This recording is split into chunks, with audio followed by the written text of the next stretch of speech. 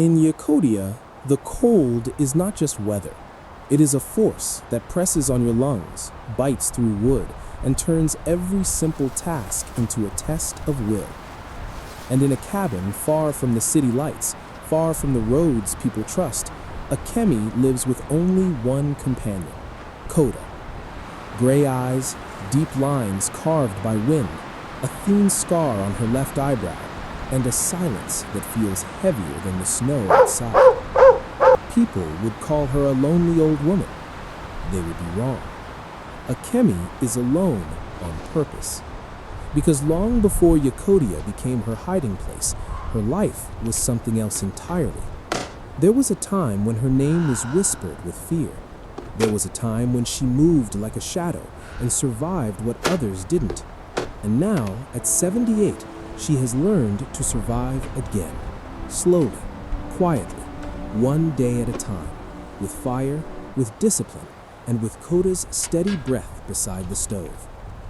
If you want to understand how a person keeps living at the edge of the world, stay with me. Follow the channel, because AKEMI's story doesn't get softer, it gets sharper.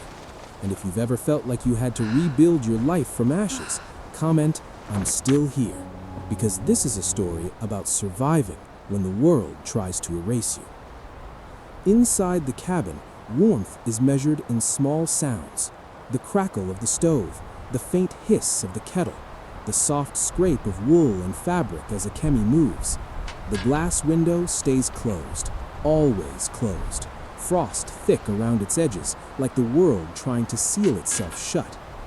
KODA lies near the heat, amber eyes half open, ears ready to lift at any change in the wind. AKEMI opens a small metal box with careful hands. The lid creaks. Inside, the past still lives. A medal, dull, old, scratched from being carried too long. A piece of paper, burned at the edges, fragile, like someone tried to destroy a message but failed. And a few small objects that mean nothing to anyone else, but to AKEMI, they are everything. Her fingers trace the paper's charred border. Her breath shakes once, just once. Then she closes her eyes, and for a moment, the cabin is not the cabin. For a moment, the cold is not the cold. It is memory. She doesn't speak the details out loud. She never has. But the way she holds the box tells the truth. Something happened that forced her to run. Something happened that took people she loved. Something happened that made her choose a life where silence is safer than conversation. AKEMI pulls on her heavy coat and steps out into the snow with KODA at her side. The road is hard-packed ice, the air clean and brutal. The cold here doesn't just chill you, it stings, it numbs, it hurts your teeth when you breathe wrong. It makes your bones feel like they are made of glass. Today, she has to go to the city. The city is not close, and AKEMI does not like going there. Not because she fears people, but because people bring attention, and attention leads to answers that AKEMI does not want to give. As she approaches Yakutsk, the world changes from pure wilderness to harsh civilization. Buildings rise like frozen blocks, smoke drifts from vents and chimneys. Cars move slowly, engines struggling. The streets are lined with ice and packed snow. There's a story people tell about Yakutsk, how it became a place where people were sent away, exiled from somewhere warmer, and those forgotten people eventually built lives anyway. Whether every detail is true or not doesn't matter. The truth is visible.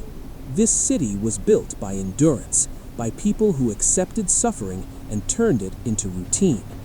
There are bloggers and tourists and people with cameras who want to capture the coldest city on earth as if it's a theme park. They ask questions. They record everything. They smile while locals shiver. AKEMI doesn't stop for them. She doesn't look at them. She keeps her head down and moves like she belongs to the snow, not to the crowd. Inside the market, she buys what she needs: staples, rope, repair supplies, simple food that lasts, nothing fancy, nothing fragile. Her hands move quickly, practical, efficient. KODA stays close, calm but watchful. When she steps back out, The cold hits again like a wall, and the crowd is thicker now. A group of visitors stands near a street edge, filming, laughing, pointing at breath fogging in the air. A camera turns toward AKEMI for a moment, drawn to her face, her scar, her silent intensity. She shifts slightly so her profile is not fully exposed. She refuses to be a story for someone else's channel. The road home is long. The city fades behind her, and the world becomes white again. The farther she goes, the quieter it gets. The snow swallows sounds. Pines rise like silent guards. The wind becomes the only voice. AKEMI walks and walks, KODA pacing beside her, breath steady. The only thing you hear is the crunch of boots, the soft press of paws, the whisper of wind skimming across ice. This is why she comes to the city, not because she wants to, but because survival demands maintenance. Her door needs fixing, her fence needs tightening, her clothing needs stitching. The cabin doesn't repair itself, and AKEMI refuses to wait for someone to help. Help is not guaranteed. Out here, you become your own help. When she reaches her cabin, she sets her supplies down and immediately inspects the door. The hinge is stiff, the latch is worn. The wind has been pushing harder lately, and the wood has shifted. AKEMI works with simple tools, tightening, aligning, reinforcing. She places a line low to the ground. She anchors it to wood that won't shift. She checks tension. She uses knots that hold even when wet and frozen. Everything must be physically real and functional. Everything must make sense. And sometimes, privacy doesn't exist here. Above the tree line, far away, there are times when you notice movement, something hovering, something distant, something watching. Not always, not every day, but enough that AKEMI never forgets. Even in isolation, you can still be seen. She looks toward a ridge in the distance and freezes. For a second, she thinks she sees a shadow, someone standing high above, half hidden by trees, watching from the slope. It might be nothing. It might be the wind playing with branches, or it might be something worse. AKEMI doesn't react dramatically. She doesn't wave, she doesn't shout. She simply memorizes the shape of the silence. Back inside, she feeds KODA, rubs warmth into his fur, checks his paws. He is not just her dog.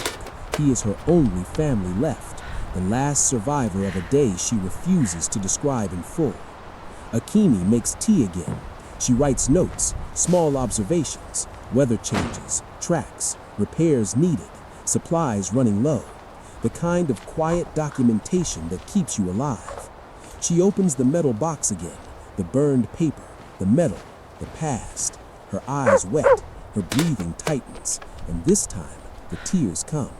Not many, but real. She doesn't sob, she doesn't collapse. She simply sits in the firelight and lets the pain exist for a moment, because burying it forever would destroy her from the inside. Then she closes the box and locks it away again. Night deepens. Wind presses against the cabin. The stove crackles. KODA shifts closer, uneasy, as if he senses something beyond sound.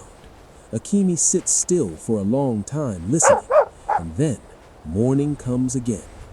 Another day in Yakutia means you move.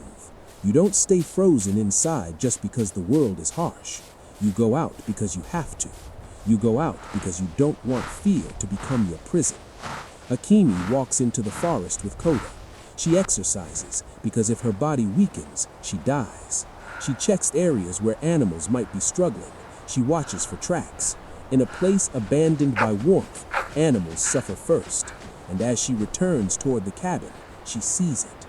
A fox, lying near her door, wounded, exhausted, breathing shallow. Not dead, but close. AKEMI kneels, her expression hardening. She lifts the fox gently and carries it inside. The glass window stays closed. She places the fox near warmth, gives it water, and prepares a simple broth. Nothing fancy, nothing delicate, just heat and nourishment. KODA circles, uneasy. He can smell what AKEMI can't. Outside, a shape moves past the window. A wolf.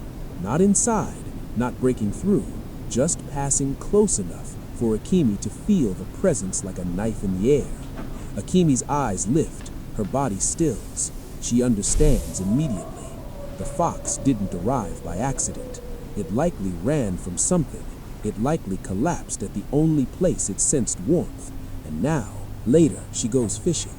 Fishing in Yakutia is survival. She walks to a known patch, breaks ice, lowers a line. The cold creeps into her gloves. The wind cuts at her scarf. KODA watches the tree line, never fully relaxing. She catches a fish and returns home. Inside, she cooks a simple fish stew, thick, practical, warming. Steam rises. The cabin smells of food and smoke and life. And near the end of the day, AKEMI steps outside and scatters a small handful of grains near the edge of the cabin. Not because it's dramatic, but because small birds and small creatures also struggle here. Because she understands that in a place like this, kindness is not weakness, it is balance. She stands and looks into the distance, and then she feels it again. That sense that she is not as alone as she thinks. AKEMI turns slowly, eyes narrowing, scanning the silent pines. She doesn't see anyone, but she knows what it feels like to be watched. She learned that long ago. Inside again, she returns to the metal box. The metal, the burned paper, the proof that she survived something that should have ended her. And this time, as the firelight flickers, she lets herself say one silent truth. I survived. KODA lies beside her, breathing steady. The cabin holds warmth against the cold. The glass window stays closed. The world outside remains endless and white. And then, the final image arrives, like a promise. AKEMI stands with the small wolf pup in her arms, close to her chest. The pup's breath warm against her glove, her face softened for the first time in a long time, while the fire crackles behind her and the winter presses against the walls. If you want to see what happens next, why the wolves keep coming, and why the past keeps returning, stay with AKEMI. Follow the channel, because the next story begins exactly where this one ends, and somewhere beyond the trees, something is already moving toward her cabin.